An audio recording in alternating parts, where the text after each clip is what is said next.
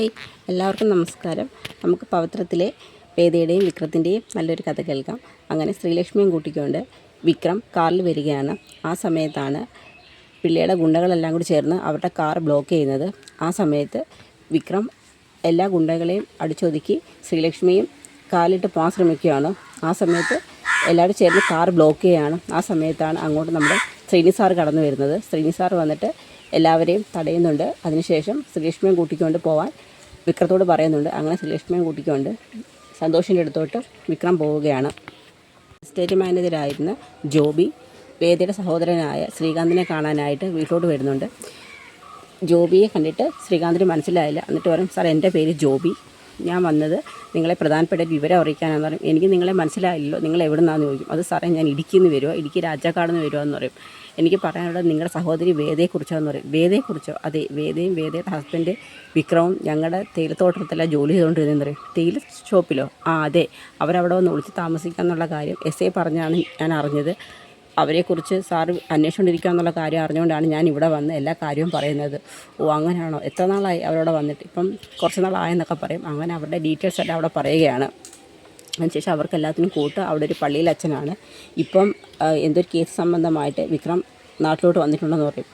ശരി, താനൊരു കാര്യം ചെയ്യും, അവരെവിടെ താമസിക്കുന്നതെന്ന് വെച്ച് കഴിഞ്ഞാൽ അതിൻ്റെ ലൊക്കേഷനും മറ്റു കാര്യങ്ങളും എൻ്റെ ഫോണിലോട്ട് വാട്സപ്പ് ചെയ്യാൻ പറയും. അങ്ങനെ അവിടുത്തെ ലൊക്കേഷനൊക്കെ ശ്രീകാന്തിൻ്റെ ഫോണിലോട്ട് ജോബി അയക്കുകയാണ്. അതിനുശേഷം ജോബിക്ക് തുകയെ കൊടുത്തിട്ട് ജോബി അവിടുന്ന് പറഞ്ഞയക്കുന്നുണ്ട്. അപ്പോഴത്തേക്ക് ശ്രീകാന്ത് പറയും, എത്രയും പെട്ടെന്ന് ഈ വിവരം വർഷയുടെ അച്ഛനായ ചന്ദ്രശേഖരനെ അറിയിക്കും.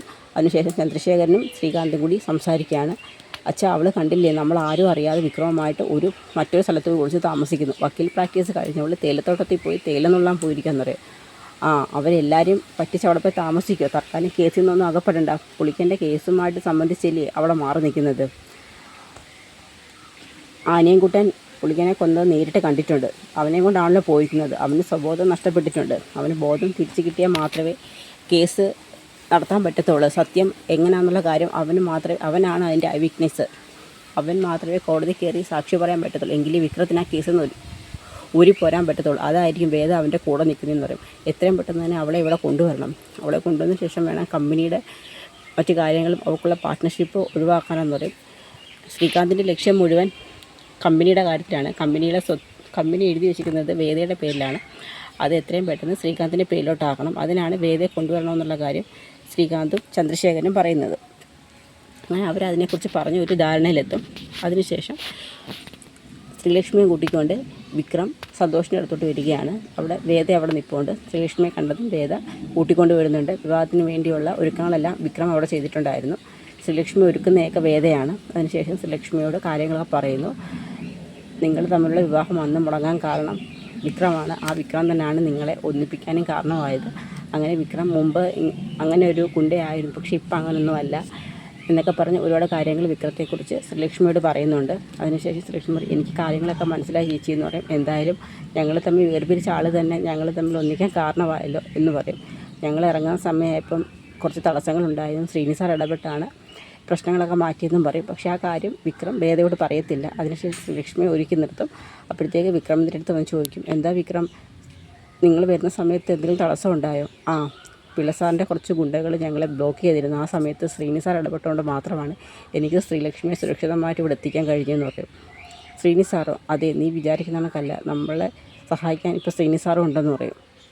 പക്ഷേ അത് വേദയ്ക്ക് എപ്പോഴും സംശയമായിട്ട് തന്നെ നിൽക്കുകയാണ്. ആ സമയത്ത് ശ്രീലക്ഷ്മിയും കൂട്ടിക്കൊണ്ട് വേദയും വിക്രമും കൂടി നേരെ ക്ഷേത്രത്തിലോട്ട് വരുന്നുണ്ട്. അവിടെ സന്തോഷ് റെഡിയായിരിക്കുകയാണ്. ആ സമയത്ത് സന്തോഷും താലി കെട്ടാനായിട്ട് ക്ഷേത്രത്തിനടുത്തോട്ട് വരികയാണ്. അങ്ങനെ തിരുമേനി താലിയൊക്കെ എടുത്തു കൊടുക്കും. അങ്ങനെ എല്ലാവരുടെയും സാന്നിധ്യത്തിൽ ശ്രീലക്ഷ്മിയെ സന്തോഷ് താലി കെട്ടുന്നുണ്ട്. ആ സമയത്ത് തന്നെയാണ് നമ്മുടെ അനിയൻകുട്ടൻ ബോധം കെട്ട് വീഴുന്നത്. അനിയൻകുട്ടൻ ബോധം കെട്ട് വീഴുമ്പോഴത്തേക്ക് എല്ലാവരും ചേർന്ന് പെട്ടെന്ന് അനിയൻകുട്ടനെ ഹോസ്പിറ്റലിലോട്ട് എത്തിക്കാൻ പോകും. ആ സമയത്ത് തന്നെയാണ് നമ്മുടെ ജീപ്പിൽ വരുന്നത്. സേതുവിൻ്റെ ജീപ്പിനകത്താണ് അനിയൻകുട്ടനെ ഹോസ്പിറ്റലിലോട്ടാക്കുന്നത്. അങ്ങനെ എല്ലാവരും കൂടി ചേർന്ന് വേദയും വിക്രവും കൂടി ചേർന്ന് അനിയൻകുട്ടനെ ഹോസ്പിറ്റലിൽ എത്തിക്കും. അനിയൻകുട്ടൻ ഡോക്ടർ മരുന്ന് കൊടുക്കും. പക്ഷേ ബോധത്തിൽ നിന്ന് ഉറക്കം ഉണരുന്ന അനിയൻകുട്ടൻ സ്വബോധത്തോടെയാണ് തിരിച്ചെഴുന്നേൽക്കുന്നത്. അതുവരെ മുമ്പ് നടന്ന പുലിക്കനെ കൊല്ലുന്ന സമയത്ത് അവിടെ വെച്ച് കണ്ട കാഴ്ചകളെല്ലാം വിക്രത്തിനോട് തുറന്നു പറയുകയാണ് ചെയ്യുന്നത്. അപ്പോൾ അതൊക്കെയാണ് ഇനി വരാൻ പോകുന്ന ദിവസത്തെ കഥകൾ. അപ്പോൾ അതിനെ നമുക്ക് കാത്തിരിക്കാം. എല്ലാവർക്കും വീഡിയോ ഇഷ്ടമായെങ്കിൽ ഒന്ന് സപ്പോർട്ട് ചെയ്യണേ.